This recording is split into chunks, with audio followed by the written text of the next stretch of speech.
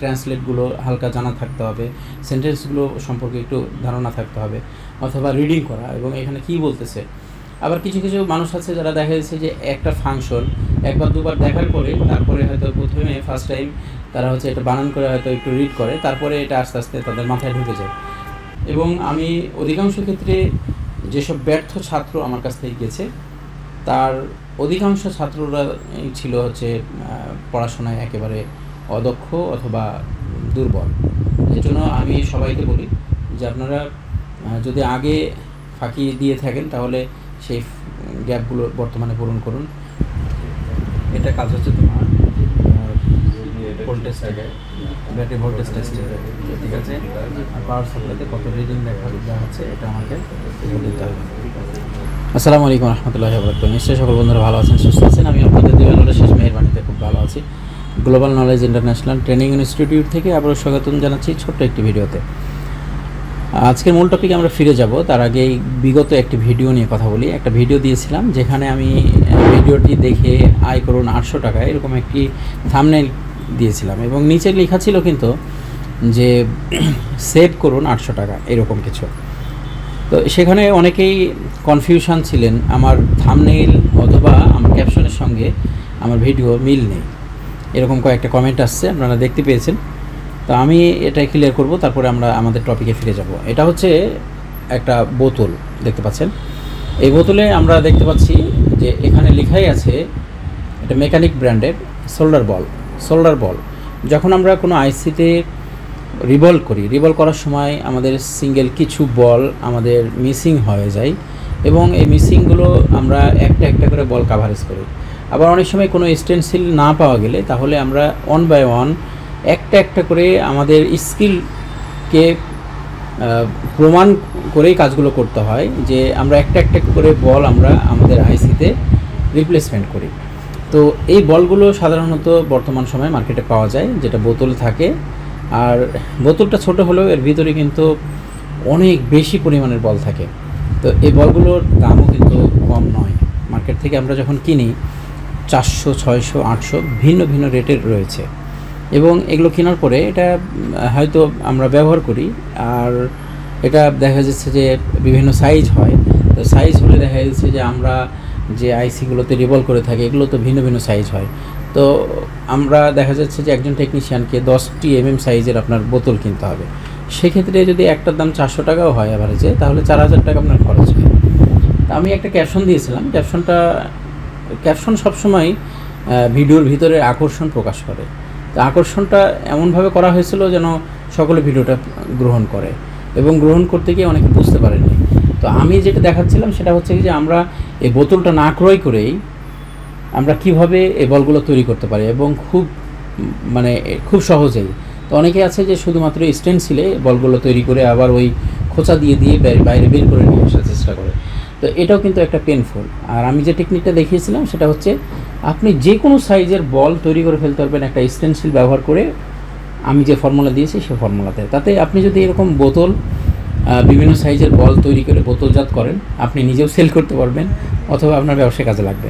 বিষয়টা এটা বোঝানো হয়েছিল। যাই হোক, এখন যে মূল টপিকটা সেটা হচ্ছে যে মোবাইল সার্ভিসিংয়ে পড়াশোনা কতদূর থাকা উচিত। মোবাইল সার্ভিসিং শিক্ষার জন্য আমি কত ক্লাস পর্যন্ত পড়াশোনা করলে আমি এই কাজটা শিখতে পারবো, সে বিষয়টা নিয়ে আমার কাছে বেশ কিছু প্রশ্ন আছে।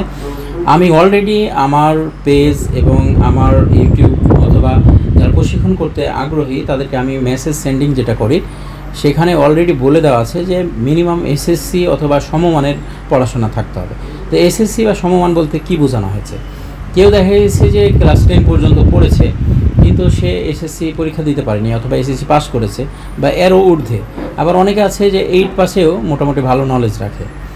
আমি এরকমও দেখেছি যে ক্লাস 3-4 পর্যন্ত পড়েছে কিন্তু নিজস্ব প্রচেষ্টায় সে পড়াশোনায় এতটাই অগ্রণী ভূমিকা পালন করেছে যে দেখা যাচ্ছে যে সে ইংলিশ পড়তে পারছে, ইংলিশ রিড রাইট করতে পারছে অথবা হাতের লেখাগুলোও ভালো। এই ক্ষেত্রে আমরা অনেক সময় শিথিল করে থাকি এবং বাংলাদেশ কারিগরি শিক্ষা বোর্ড আপনার এই বিষয়টাকে সবসময় গ্রহণযোগ্য হিসেবে নিচ্ছে যে একজন ছেলেকে আমরা কর্ম শেখাবো, মোবাইল সার্ভিসিং হোক বা যে কোনো টেকনিশিয়ান আমরা শিক্ষা হোক না কেন, তাদের মধ্যে জাস্ট হচ্ছে রিড রাইটের যদি ফর্মুলা থেকে থাকে তাহলে তাদেরকে শিক্ষা দেওয়া যায়। তো আমরা এসএসসি সমমান বলেছি এই কারণে যেন এসএসসি পর্যন্ত পড়া থাকলে অন্ততপক্ষে বর্তমান সময়ে যে টেকনোলজিগুলো এসেছে প্রত্যেকটা হার্ডওয়্যারের কাজ করার জন্য আপনাকে অবশ্যই ইংলিশ ট্রান্সলেটগুলো হালকা জানা থাকতে হবে, সেন্টেন্সগুলো সম্পর্কে একটু ধারণা থাকতে হবে, অথবা রিডিং করা এবং এখানে কী বলতেছে। আবার কিছু কিছু মানুষ আছে যারা দেখা যাচ্ছে যে একটা ফাংশন একবার দুবার দেখার পরে তারপরে হয়তো প্রথমে ফার্স্ট টাইম তারা হচ্ছে এটা বানান করে হয়তো একটু রিড করে, তারপরে এটা আস্তে আস্তে তাদের মাথায় ঢুকে যায়। তো সর্বোপরি মানে শিক্ষার যে কত প্রয়োজন সেটা আসলে বলাই বাহুল্য। আমি সবসময় বলে থাকি, আমার কাছে অনেকেই আসে, যেমন এই ব্যাচেও আছে এবং এর আগেও পেয়েছি। অনেকে বলছে যে আমি এসএসসি পরীক্ষা দিইনি কিন্তু পড়াশোনা আমি করেছি, আমি 8 পাস অথবা 9 পর্যন্ত পড়েছি, কেউ 10 পর্যন্ত পড়েছে। এখানে আসার পরে আমি দেখছি যে তাদের হাতের লেখায় এত খারাপ। আমাদের পরীক্ষা তো হয়, লিখিত পরীক্ষা হয়, তারপরে প্র্যাকটিক্যাল পরীক্ষা হয়, তারপরে হচ্ছে ভাইভা হয়, সরাসরি মৌখিক পরীক্ষা। তো মৌখিক পরীক্ষা তো একটা পেনফুল একটা বিষয়, যে প্রশ্ন করার সাথে সাথে উত্তর দেওয়া। লেখার জন্য তো মানুষ ভেবে চিন্তে লিখতে পারে। তো এদের ক্ষেত্রে হয় কি, দেখা যায় যে সাধারণ কিছু সেন্টেন্সগুলো লিখতে গিয়ে কিন্তু তারা কলম ভেঙে ফেলতেছে, এরকম একটা পরিস্থিতি। তো চর্চার বিষয়, চর্চা করতে হবে। এবং আমি অধিকাংশ ক্ষেত্রে যেসব ব্যর্থ ছাত্র আমার কাছ থেকে গেছে তার অধিকাংশ ছাত্ররা ছিল হচ্ছে পড়াশোনায় একেবারে অদক্ষ অথবা দুর্বল। এর জন্য আমি সবাইকে বলি যে আপনারা যদি আগে ফাঁকি দিয়ে থাকেন তাহলে সেই গ্যাপগুলো বর্তমানে পূরণ করুন। এবং আমরা আমাদের স্কুল লাইফে যে পড়াশোনা করি সে পড়াশোনা কিন্তু এই লাইফেও করতে পারি। তো আমরা নিজের দোকানে বসে থেকে প্রতিদিন যদি কাজ কামের ফাঁকে আমরা 1 পৃষ্ঠা 2 পৃষ্ঠা করে লিখি, হাতের লেখাগুলো সুন্দর হয়।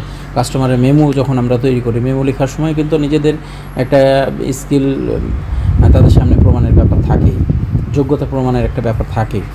তো আমরা যদি একটু প্র্যাকটিস করি, কারণ সামনের দিনগুলো আরও কঠিন হচ্ছে। হয়তো আগামীতে বাংলাদেশ সরকার একটা নির্ধারিত নীতিমালা দিয়ে দিবে মোবাইল টেকনিশিয়ানদের জন্য।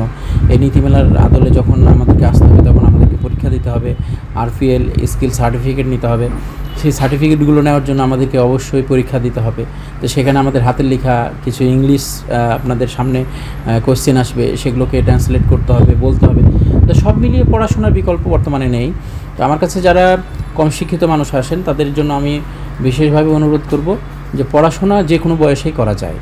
এখন হয়তো আপনি আপনার ঘরে বসে থেকে পড়াশোনা করলে আপনার স্কিল ডেভেলপ হবে, হয়তো আপনি সার্টিফিকেট পাবেন না, আপনার বিদ্যালয়ের সার্টিফিকেট পাবেন না, কিন্তু আপনার যোগ্যতাগুলো তৈরি হবে। আর এই যোগ্যতার মাপকাঠিগুলো আপনার বর্তমান সময় মোবাইল টেকনিশিয়ানদের জন্য খুবই বেশি জরুরি। তো এখানে যেসব ছাত্ররা আছে অলমোস্ট এখানে কম শিক্ষিত, বেশি শিক্ষিত, অনার্স মাস্টার্স লেভেলেরও কিছু স্টুডেন্ট রয়েছে। যারা শিক্ষিত পার্সন এদেরকে খুব কম সহজেই বোঝানো সম্ভব। একজন টিচারই বুঝে যে শিক্ষিত পার্সন হলে তাদের জন্য কতটা সহজ হয়। তো আমি এই শিক্ষিত বলতে আমি বিদ্যালয় শিক্ষার কথা বলিনি, আপনার নিজস্ব প্র্যাকটিসের মাধ্যমে আপনার স্কিল ডেভেলপ করতে পারেন। তো এখানেই ছেলেরা দেখছি যে আমরা এখানে প্র্যাকটিসে মগ্ন। কী প্র্যাকটিস করছেন ভাইয়া? স্কিমেটিক ডায়াগ্রাম আপনারা বুঝতে পারছেন? একটু আমাকে একটু রিড করে দেখাবেন। এটা হচ্ছে স্যামসাংয়ের সার্ভিস ম্যানুয়াল, এরা রিড করছে বর্তমানে। আর আমার সামনে মাউসে হাত দিয়ে দাঁড়িয়ে আছে পারভেজ ভাই, আর উনি একজন এডুকেটেড পার্সন, উনি ডিপ্লোমা ইঞ্জিনিয়ার এবং তিনি কাজ করতেন, জব করতেন হচ্ছে সিম্ফনি ফ্যাক্টরিতে। তো উনি উদ্যোক্তা। পৃথিবীর যত উন্নয়ন সাধিত হয়েছে সব ব্যবসায়ীদের মাধ্যমে, উদ্যোক্তাদের মাধ্যমে, তাই না? তো আপনারাও প্রত্যেকেই উদ্যোক্তা। আমি মনে করি যে একটা ব্রয়লার মুরগির যদি খামার থাকে কারো, সেখানে 50টা মুরগি থাকে, সেও একজন উদ্যোক্তা, তাই না? কারণ প্রত্যেকটা উদ্যোগী কিন্তু ছোট থেকে শুরু হয়, এটা অনেক বড় হয় এবং আমার বিজনেসটাও এই পর্যায়ে থেকে উঠে আসছে। আপনাদের সামনে বলেছি যে আমি কোথায় থেকে এই পর্যন্ত উঠে এসেছি। অনেক মানুষ মনে করে যে মোবাইলের কাজ শেখালেই, হ্যাঁ, ট্রেনিং সেন্টার করলেই লাখ লাখ টাকা, তো লাখ লাখ টাকা এই পর্যায়ে আসতে জীবনের অনেক পরিপূরক হয়। এবং এই স্কিলগুলো তৈরি করার জন্য প্রতিনিয়ত, আমি তো আপনাদেরকে বলেছি আমি 6 ঘন্টার উপরে স্টাডি করি পার ডে।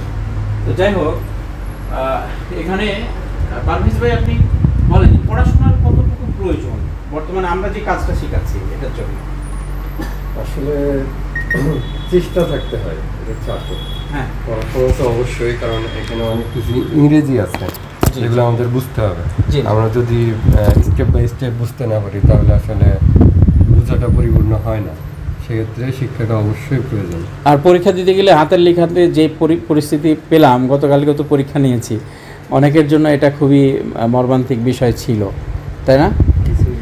এখানে আমাদেরকে আসলে চেষ্টায় আমাদের সব কিছুই ঠিক করতে হবে। আমাদের এখানে ডিগ্রির ছাত্র আছে, রানিং ছাত্র, তার হাতের লেখাও খুব মর্মান্তিক ছিল। তো আমরা কাউকে মেনশন করছি না, মূল বিষয়গুলো একটু তুলে ধরার চেষ্টা করছি। কি ট্রেসিং করছেন এখানে? এখানে মাইক্রোফোন পার্ট। আচ্ছা, মাইক্রোফোন পার্ট এখানে কি বলছে বলেন তো একটু। এটা হচ্ছে সাবমিক, আমাদের ফোনে দুইটা মাইক থাকে, তার ভিতরে একটা মেইন মাইক আর একটা হচ্ছে সাব মাইক। আচ্ছা, তো আমরা সাব মাইক নিয়ে একটু আলোচনা করব। আচ্ছা, check main microphone function in voice call, handset mode or voice recorder. তার মানে আমরা অ্যাট ফার্স্ট চেক করব মাইক্রোফোনের ফাংশন, ভয়েসটা আমরা ভয়েস রেকর্ডারে গিয়ে আমরা বিষয়টা চেক করব যে রেকর্ডটা হচ্ছে কিনা। যদি না হয় সেক্ষেত্রে আমরা রিমুভ দ্য মাইক, আমাদের মাইকের কম্পোনেন্ট দেওয়া আছে, কম্পোনেন্টের ডিজিটটা দেওয়া আছে, আমরা এটা সার্চ করলে পেয়ে যাব। মাইকের কম্পোনেন্ট এখানে ই করেন তো, সি 6000 সি বলতে কি বোঝানো হয়েছে? ক্যাপাসিটর। এটা একটু সার্চ করে দেখাতে পারবেন? হ্যাঁ, আমরা এটা কপি করে নিচ্ছি। আমাদের আরেকটা ট্যাব ওপেন আছে, আমরা এখানে নিয়ে যাব।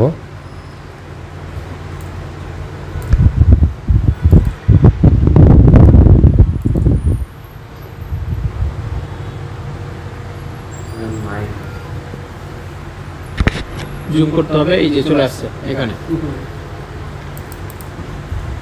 এটা স্যামসাং এর কি সার্ভিস ম্যানুয়াল, তাই না? Service manual. এখানে ক্যাপাসিটর আমরা দেখতে পেয়েছি। তাহলে এখানে কি বলতেছে, কি থাকার কথা ছিল এখানে? আবার যান, আগের পেজে যান। আচ্ছা, এখানে কত ভোল্টেজ ছিল? 2.8। হ্যাঁ, 2.8 ভোল্টেজ এখানে থাকবে। এই ভোল্টেজ কি বলা হচ্ছে? ভিডিডি, তাই না? আচ্ছা, নিচে কি বলছে? আচ্ছা, যাই হোক, বিষয়টা হচ্ছে কি যে পড়াশোনা খুবই জরুরি। এখানে আমাদের আলিফের পরিচয়। স্যার, আমি আবু সাইদ আলিফ, নাটোর থেকে। পড়াশোনা কোথায়? স্যার, পড়াশোনা চলতেছে green university of Bangladesh. Green university of Bangladesh. জি স্যার, নারায়ণগঞ্জ। কি সাবজেক্টে পড়ছো? Triple E sir, electrical and electronics, BSc. জি স্যার। আচ্ছা, বিএসসি ইঞ্জিনিয়ার রানিং, তার জন্য শুভকামনা। তো আসলে বিষয়টা হচ্ছে যে আমাদের মোবাইল সার্ভিসিং সেক্টর শিক্ষিত মানুষে ভরে যাক, জি স্যার, যেন এই সেক্টরটাকে সুন্দরভাবে সামনে এগিয়ে নিয়ে যাওয়া যায় এবং দুর্বলদেরকে শিক্ষিত পার্সনরাই সামনে এগিয়ে নিয়ে যাবে।